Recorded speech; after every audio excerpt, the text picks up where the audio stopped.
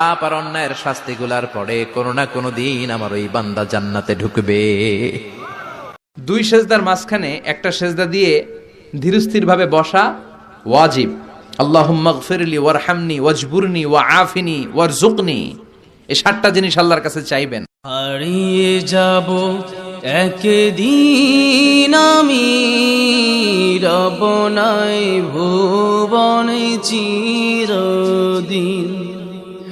হারিয়ে যাব একদিন আমি, রব নাই ভুবনে চিরদিন। ক্ষমা করে দিও তোমরা আমার, ক্ষমা করে দিও তোমরা আমার, ভুল করে থাকি যদি কোনো দিন।